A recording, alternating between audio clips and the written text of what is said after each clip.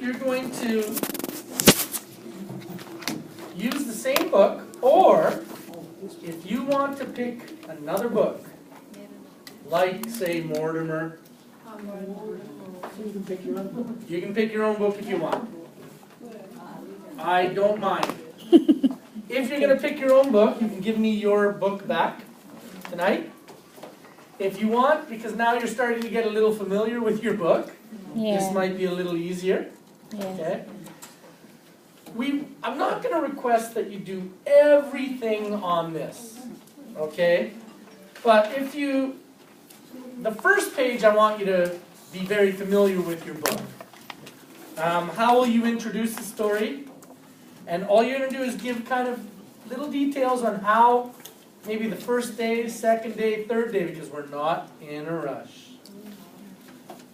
You know, you want them seeing these books more than just once, and you want them becoming familiar with the books so they can start to use the language. The mistake a lot of teachers make, and I've made the mistake in the past, where I use a book and I don't bring it back out for a while. That's one question I could ask you. It's like, how long would you recommend studying the same book? And I don't even call it studying, I call it using a book during transition periods sometimes. So books are really good between kind of more structured times, where kids are going to the bathroom and coming back. Okay, everyone's back, let's do a quick story, then we'll get into this. So you can do stories for transition times, but I just kind of get a feel, have they got it? Have they got the language? Are they really familiar with it? Is it getting boring? Yeah, is it getting boring now? Yeah, so I couldn't give you a definitive answer on that, right? It kind of, you have to gauge. But for example, Mortimer, I do it all year. I do Mortimer all year. First of all, the kids love it, so it's an easy pick, right? Any Robert Munch is usually a funny book. The kids love it. But do I always do a peripheral activity with Mortimer? No, not always. Sometimes I just read it. But in the beginning, when I'm first introducing this book, and today we're going to do a little activity with it, a peripheral activity, I do it quite often, you know, in the beginning. But you'll know. So the first page, I want you to fill out everything, okay? What are the key language points? What's the key vocabulary? Okay? How will you introduce the story? Okay? And what topic does your book address? Because once you know the topic, so another mistake teachers make, and I've done it myself, they pick a book off the shelf that they haven't even looked in before, and they go, okay, we'll do this story. I've since learned it's know the book. Pick the book for a reason. And don't just read the book. What do you do first? Your picture walk. Look through the book. What did I do last week with Mortimer?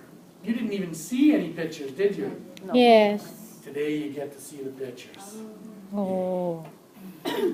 So this first page, please fill everything out. Okay, let's turn to the second page.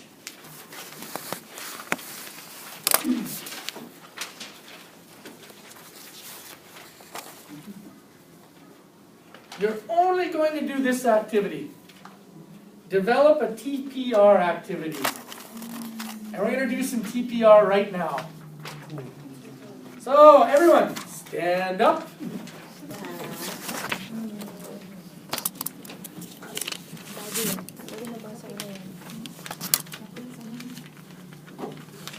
Hold up your right arm. Your other right.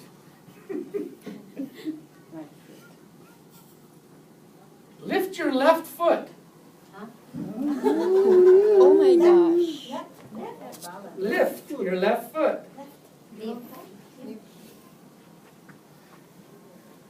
Hold up your left arm.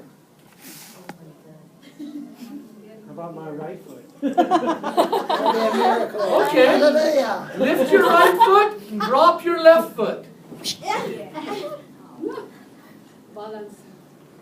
This is TPR. Total physical response. Okay, you already know. I want you to create a TPR activity, but you must justify the actions that we're doing based on your book. Okay. TPR, based on the... It's, for some of you, it's going to take a little thought. Oh, let me see that. Actually, you might be surprised. A little panic here, because his book is about colors. Okay?